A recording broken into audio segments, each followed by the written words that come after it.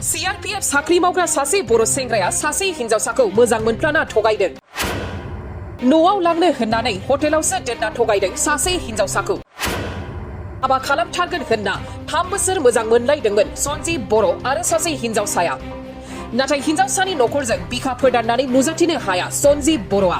हिनजावसाया हौवासानि सायाव गोबां फोथायनाय दंमोन, नाथाय सन्जिब बर'नि थांखि आरो साननाय हनायफ्रा सिगांनिफ्रायनो आलादा। सन्जिब बर'आनो जाबाय बरपेटा जिल्लानि गलिबान्दानि थागिबि बिष्णु बर'नि असे फिसाज्ला आरो CRPF नि कब्रा कमान्डोआव साख्रि मावनाय सासे सुबुं। बेबायदिनो थांनाय 8 नभेम्बर खालि सुटियाव फैना न'आव लांनो होननानै रङियासिम लिंहरदोंमोन फोथायसुलि हिनजावसाखौ। नाथाय हिनजावसाखौ न'आव लांनायनि असिलायै रङियायावनो हटेलाव रुम बुक खालामनानै जयै थायो आरो हिनजावसानि नखरनिफ्राय फन हरबाय थानायाव हिनजावसाखौ गावनि न'आव दं होननानैबो थगायहरो। एरैहाय हिनजावसाया गोनो गोथो मोनना गावनि नखरनो गासैबो सैथो खिन्थाहरो। फारसेथिं रागा जोंनानै सन्जिब बर'आ बुलाय सोबालाय खालामो आरो हिनजावसाखौ हटेलावनो गारना खारखुमा लाङो आरो बेनि उननिफ्रायनो सानैनि गेजेराव जगाजगा गोमालांदों। मिथिनो मोनबावनाय बायदिब्ला सन्जिब बर'आ गुबुन हिनजावसाजोंबो रिं मेरेज खालामनानैबो दंखायो। ओरैहाय बेखौनो हिनजावसाया गोनो गोथो मोनना थार बिजिरनाय लुबैनानै सन्जिब बर'नि हेंथायै FIR होयो। गासै जाथायखौ लानानैनो भुगिनांनाय हिनजावसाया खौरांगिरिनि सिगाङाव थारैनो मा फोरमायमारखो आबुङै खोनासं।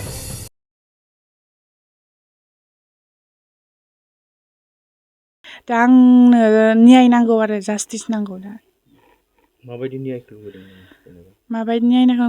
बेथ' आंखौ हाबा लागोन होनना बुंदोंमोन नालाय, बे एफा बिदि थगायबाय। बे जब मावोना, बे आं बिनि साख्रिखौ सासपेन्ड जाजानो लुबैयो आरो बिनि अनगायै बे माने आंनि जिउजों गेलेबाय, आंनि सेलेरिजों गेलेबाय, ओमफ्राय बे आरो आंनि अनगा बेलेगखौबो खालामबावनो हागौ बिदि। दा आंनो न्याय नांगौ आरो बिनि थाखाय। ओइ सन्जिब, नों आंखौ आंनि लाइफखौ माने बिदि लाइफखौ बरबाद खालामनानै गालांखो। दाबो आं नोंजों हाबा जानायनि मुदावनो दङ आरोना। नों आंखौ जुदि हाबाखौनो लायामोनबा आंनि सोलेरजों नों मानो बिदि गेलेनांगौ? नोङो गाज्रि गोसोनि मानसिखा, नों मोजां नंखाया। नोङो आंनि सिगांबो गोबां बिदि सिख्लाफोरखौ बिदि खालामदों। नों दा जेराव दं, दा जोंजों फैनानैहाय कमप्रमाइस जाफैनांगौ आरो। दा बे सन्जिबजों रायलायैया बेसे गोबाव जाखो नोङो? सन्जिबजों रायलायैया 12 थारिखआवलासो रायलायनाय मोनदां। दायो रायलायनाय जायाखै। फन खालायबा दैखांना दैखाङा? फन खालायबा माने बिनियाव कलाव नाङानो। ओमफ्राय वाट्सएपआवहाय बियो इउनिटआव होनाय खोमा आरो बिनि इउनिटआव होनाय नाम्बार खोमा, बे वाट्सएप नाम्बारखौल' इउस खालामो आरो इयो। बहा दं बियो दायो? ओरैनो बेनि साख्रि जिथु पस्टिं बे बबेयावमोन? मध्य प्रदेशआव। नों वाट्सएपनि मेसेज खालायोना खालाया? खालामदोंमोन बियो दाख्लैबावै, ओमफ्राय आं उनावहाय बिखौ लिंहरदोंना थानायावहाय, नों रङिया थानायाव फै होननानैहाय बिदि लिंहरनायनि उनाव बियो जेबो बिदि रेसपन्स होफिनाखै आरो। दा बेखौ नोंखौ लांगोन होननानै बुंदों ना लांला, बेखौ माबासो बुंदों नामा? बियो माने बिदि लांगोन होननानै बुङाखै। ओरैनोथ' सिगाङाव नोंखौ लांगोन होनना बुंदों। औ, सिगाङाव लांगोन होननानै बुंबाय थादोंमोन। हाबा खालायगोन होननानै औ, बुंदोंमोन। हाबा खालामगोन होननानै बिदि बुंदोंमोन। जेदिनखालि रङियाव नोंसोर हर थाबाय, बेनिफ्राय बे खारखोमाबाय आरो? औ।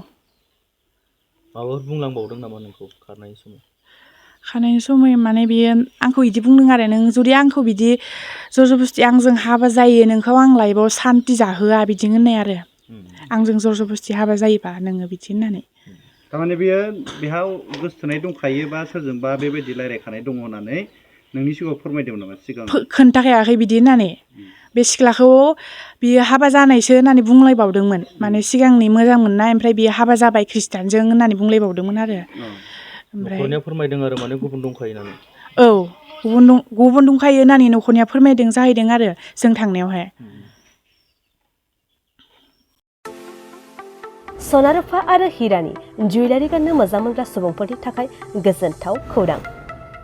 दासान्दि फुजा बोथोरखाय खम बेसेनाव फानगासिनो MSCB जुवेलार्सआव सना रुफा आरो हिरानि समायना रमायना जोंख्लाबनाय जुवेलारि। MSCB जुवेलार्सआव मोननो हागोन राजकोट जुवेलारि, कास्टिं जुवेलारि, कलकाता जुवेलारि, मेसिनजों बानायनाय जुवेलारि आरो आखाइजों बानायनाय जुवेलारि। लोगोसेनो हाबा हुखायाव गाननो थाखाय सना आरो हिरानि समायना जुवेलारिसफोरखौबो मोननो हागोन। MSCB जुवेलार्सआनो दं क'क्राझार सहरजों नांजाबनाय क'क्राझार रेल गेटनि साखाथि वार्ड नं 5 बिवेकानन्द पथआव। MSCB जुवेलार्सजों थोंजोङै जगाजग खालामनोबो हागोन। 9954273079 जानबुं